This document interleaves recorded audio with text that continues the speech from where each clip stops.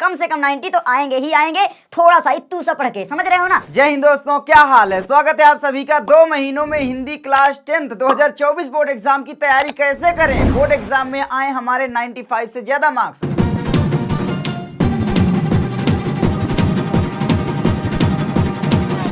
बिल्कुल आसान ट्रिक बताऊंगा और हाँ, हर बच्चे का 95% जो सपना होता है ना, वो मैं पूरा करवाऊंगा, गारंटी है दोस्तों। बहुत इंपॉर्टेंट वीडियो है, बहुत ज्यादा इंपॉर्टेंट है, क्योंकि इसमें मेहनत ही उतनी लगी है भाई। ऐसी वीडियो तुमको कहीं पर देखने को नहीं मिलेगी, जिस तरीके से तोड़ तोड़ कर मैं बताऊंगा। तो चलो एक एक करके समझते हैं। तो भैया अपनी प्यारी सी शायरी के साथ शुरुआत करते हैं। रखा हौसला, वो मंजर भी आएगा, प्यासे के पास चलकर समंदर भी आएगा, थक कर ना बैठे एग्जाम से लड़ने वाले मुसाफिर, नंबर भी मिलेंगे और मिलने का मजा भी आएगा। तो चलो शुरू करते हैं। जय हिंद दोस्तों, क्या हाल है।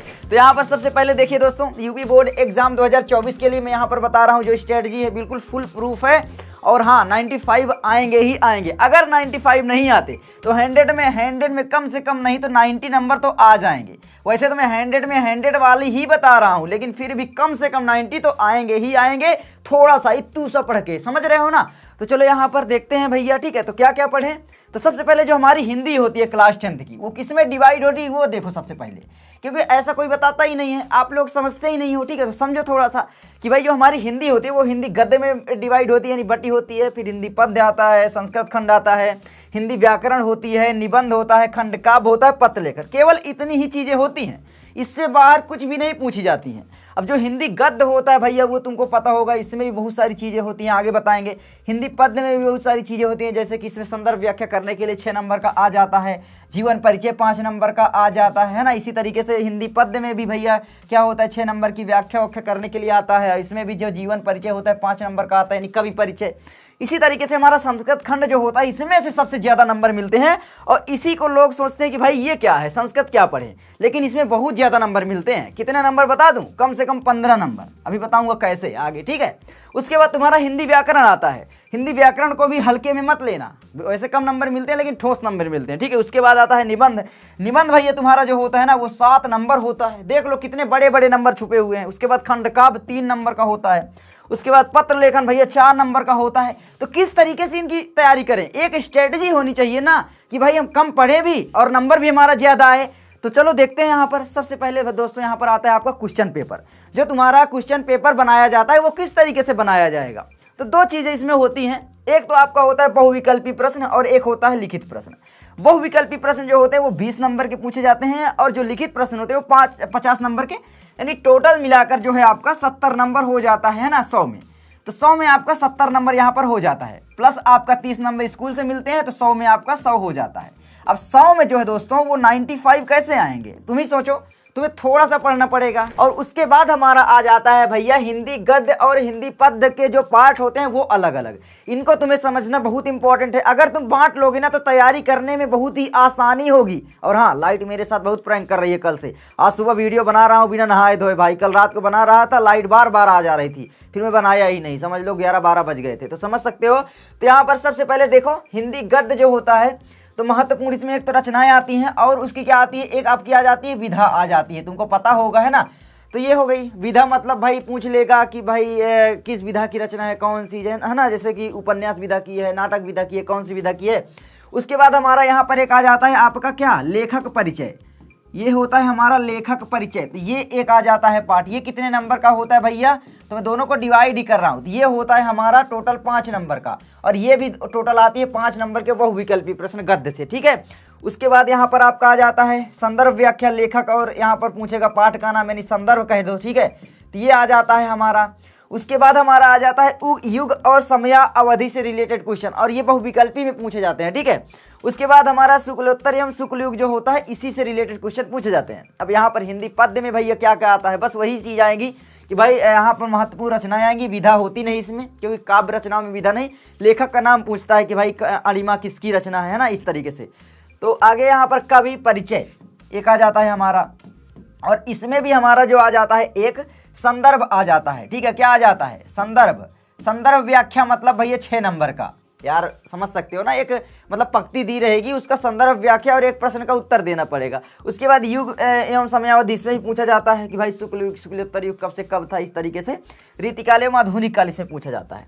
उसके बाद यहाँ पर आते हैं रीतिकाल आधुनिक काल में ही द्विवेदी युग, छायावाद युग, प्रगतिवाद युग, प्रयोगवाद युग और नई कविता युग, यही युग पूछे जाते हैं। इनका डेट ऑफ बर्थ जरूर तैयार कर लेना, डेट ऑफ बर्थ नहीं सॉरी, मतलब कब से कब तक थे, ठीक है, मतलब मजाक यार, ठीक है, मजाक से हटके। तो ये चीजें हैं। उसके बाद तुम्हारा आता है सबसे पहले अब तुम्हें क्या क्या तैयार करना है। देखो ये चीजें तो हो गई, एक दो है ना, दो हो गई। तीसरा तुम्हें क्या तैयार करना है इंपॉर्टेंट, वो है जीवन परिचय। जीवन परिचय भैया बहुत इंपॉर्टेंट है, समझ सकते हो ना। 5 नंबर का आता है जीवन परिचय, टोटल मिलाकर अगर कह लो तो 10 नंबर। कैसे? क्योंकि हिंदी गद्य से जो आता है, ये इधर वाला जो होता है ये गद्य वाला होता है, नहीं लेखक परिचय जिसको बोलते हैं, वो दोस्तों आता है 5 नंबर का, ठीक है। और इधर जो होता है कवि परिचय, ये पद्य से आता है 5 नंबर का। समझ सकते हो कितना इंपॉर्टेंट है। तो यहाँ पर तुमको क्या क्या तैयार करना है। लेखक परिचय में आचार्य रामचंद्र शुक्ल जी का तैयार कर लो, डॉक्टर राजेंद्र प्रसाद, जयशंकर प्रसाद। 1000% गारंटी दे रहा हूं कि इससे बाहर कुछ भी नहीं आएगा बोर्ड एग्जाम में, गारंटी है, ठीक है। तो तैयार कर लेना। उसके बाद भैया क्या होता है हमारा कवि परिचय। कवि परिचय में तुमको तुलसीदास का तैयार करना है, सूरदास जी का तैयार करना है और महादेवी वर्मा जी का, और एक तैयार कर सकते हो सुमित्रानंदन पंत जी का या फिर रसखान जी का, कोई भी जो तुम्हें तैयार है। मैं ये नहीं बोल रहा हूँ कि इन्हीं को तैयार करो, जो तुम्हें अगर एक तैयार है तो फिर इनको मत करो, ठीक है। कोई भी इनमें से शुरू वाले जो होते हैं उनके कोई भी 3 से 4 तैयार कर लो, जो कि 1000% नहीं, 1,00,000% गारंटी कि इससे बाहर नहीं आएगा। और तुम्हारा यहाँ पर भैया 5 नंबर बिल्कुल फिक्स हो जाएगा, बिल्कुल फिक्स नंबर तुमको मिल जाएगा। तो यहाँ पर देखो 10 नंबर ये हो गया। उसके बाद हमारा देखो यहाँ पर गद्यांश और पद्यांश आती हैं, है ना। तो गद्यांश पद्यांश मैंने बताया। तो गद्यांश जो आती है वो भैया आती है कितने नंबर की, 6 नंबर की। अथवा में भी रहता है क्वेश्चन, इसलिए डरने की बात नहीं है। कोई भी क्वेश्चन पेपर देखोगे उसमें अथवा में रहता है, 2 रहेगा जिसमें से 1 करना होगा, ठीक है। तो यहाँ पर सबसे इंपॉर्टेंट कौन कौन से गद्यांश, तो वहाँ पर है भैया मित्रता, ममता और भारतीय संस्कृति। ये तीनों ही पढ़ लेना। पाठ का नाम तुमको यहाँ पर मैंने बता ही दिया। मित्रता के लेखक आचार्य रामचंद्र शुक्ल जी हैं, ममता के लेखक जयशंकर प्रसाद जी हैं, ठीक है, प्रसाद जी हैं, और यहाँ पर भारतीय संस्कृति के लेखक डॉक्टर राजेंद्र प्रसाद जी हैं। बस इतना याद कर लिए, हो गया भैया, तुम्हारा संदर्भ तैयार हो गया। और रेखांकित अंश की व्याख्या बिल्कुल सरल ही होता है, तो उससे कर ही लोगे, है ना। थोड़ा बहुत बनाकर 2 लाइन में तो 4 लाइन कर दो, मतलब थोड़ा अच्छे से अपनी सोच से बना लो। और आप कॉन्टेक्स्ट तुमको पता होना चाहिए, तो थोड़ा बहुत उसको पढ़ो भी, ठीक है। तुम्हारे पास क्वेश्चन बैंक भी हो सकती है, उसमें से थोड़ा बहुत पढ़ लो। तो पढ़े रहोगे, तुम्हारे दिमाग में कुछ कॉन्टेक्स्ट तो रहेगा। जब तुम्हारे उसके बारे में बात करने के लिए ही नहीं रहेगा तो तुम क्या कर पाओगे। तो इसीलिए तुम्हें बात करने के लिए तो चाहिए, इसलिए कॉन्टेक्स्ट जरूरी है। तो थोड़ा बहुत पढ़ो, मैं इतना नहीं कहता पूरा रट लो, थोड़ा सा 5 मिनट 10 मिनट पढ़ लो, केवल दिमाग में थोड़ी चीजें रहें उससे रिलेटेड, फिर ताकि लिख सको, है ना। उसके बाद तुम्हारा आता है पद्यांश। पद्यांश में क्या इंपॉर्टेंट है भैया, सबसे पहले पद जो होता है सूरदास जी का बहुत इंपॉर्टेंट है, तुमको पता होगा। और ये सूरदास की किस रचना से लिए गए ये भी बता देता हूँ। तो ये लिया गया सूर सागर से, ठीक है, तो ये याद कर लेना। और उसके बाद है धनुष भंग। अब संदर्भ व्याख्या बनाना तो तुम सीख ही गए हो, नहीं सीखे हो तो मैं बताऊंगा अगली वीडियो में, बहुत ही सिंपल, ठीक है। अब वहां पर आता है तुलसीदास जी का धनुष भंग और वन पथ पर। धनुष भंग जो है भैया श्री रामचरितमानस से लिया गया है, और वन पथ पर शायद गीता वाली से लिया गया है, देख लेना, मुझे कंफर्म नहीं हो रहा, कविता वाली या तो फिर कविता वाली से लिया गया है, ठीक है, देख लेना। तुलसीदास की ही रचना है, कविता वाली, गीता वाली, विनय पत्रिका, दोहा वाली, ये सारी है ना। उसके बाद हमारा आता है भैया सवैया। सवैया ये क्या है, रसखान जी के हैं, ठीक है। सवैया मानुष हो तो वही रसखान, है ना, बसों ब्रज गोकुल के ग्वार मझारन, वही वाला सब चीजें। तो भैया ये है। अब ये देखो तुम्हारा 6 नंबर फिक्स हो गया, इधर तुम्हारा 6 नंबर फिक्स हो जाएगा, क्योंकि तुमको कुछ लिखना ही नहीं होता। सबसे पहली चीज तुमको क्या लिखना पड़ेगा, एक तो संदर्भ लिखना पड़ेगा, 2 नंबर का आएगा।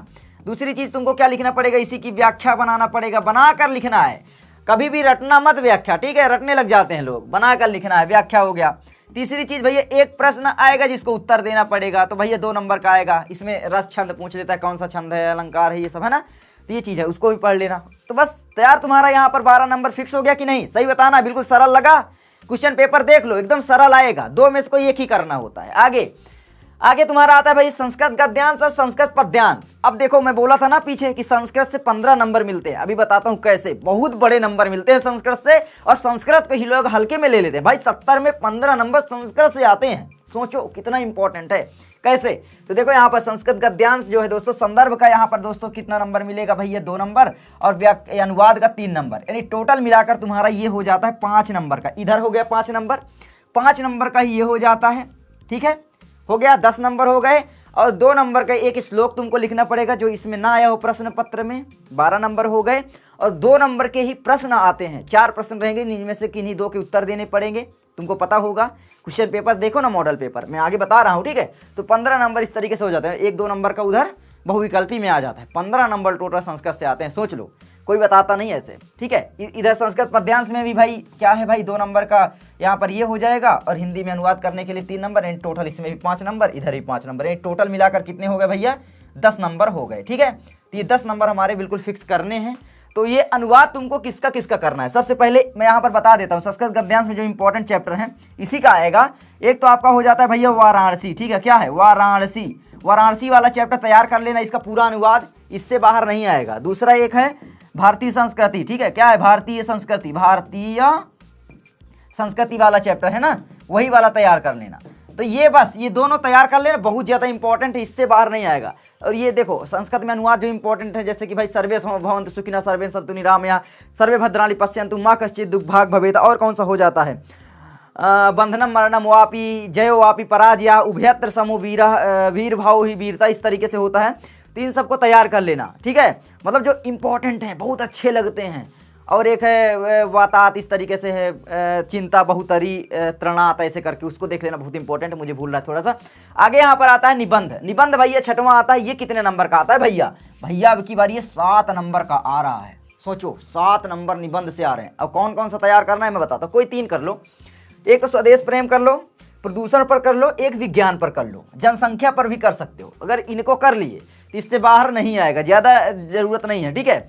और अगर तुम्हें पसंद है तो भाई और करो, तुम्हारे सोचने की शक्ति ही तो बढ़ेगी निबंध से, और क्या होगा, निबंध इसीलिए दिया जाता है, ठीक है, सोचने की शक्ति बढ़े। तो 7 नंबर तुम्हारा ये फिक्स हुआ भैया। मैं 70 में 70 तुम्हारा फिक्स करवाऊंगा, बिल्कुल गारंटेड। चैनल के साथ बने रहना और देखना कितना सरल तरीके से तुमको सारे सब्जेक्ट की तैयारी होगी, ठीक है।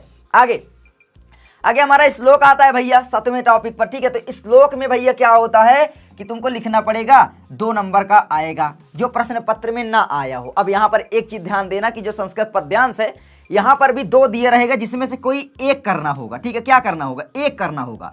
तो 2 वैसे ही दिया है, तो कम से कम 3 तुमको याद कर लेना है। हो सकता है जो तुम याद करो वही आ जाए, भाई कहा नहीं जा सकता, दोनों आ जाए तो क्या करोगे फिर ये 2 नंबर तो तुम्हारा इधर वाला कट जाएगा, ठीक है। तो तुमको क्या करना है, जो प्रश्न पत्र में ना आया हो ना, इसलिए 3 को ये श्लोक याद कर लेना। और हाँ, उसका अनुवाद भी तैयार कर लेना, उसका संदर्भ भी तैयार कर लेना, मतलब पाठ का नाम मालूम होना चाहिए। हो सकता है तुम्हारा इसमें फंस जाए, यहाँ पर फंस जाए ये वाले में, ठीक है। तो इसीलिए बोल रहा हूँ। चलो आगे बढ़ते हैं। तो ये हो गया तुम्हारा 2 नंबर बिल्कुल फिक्स।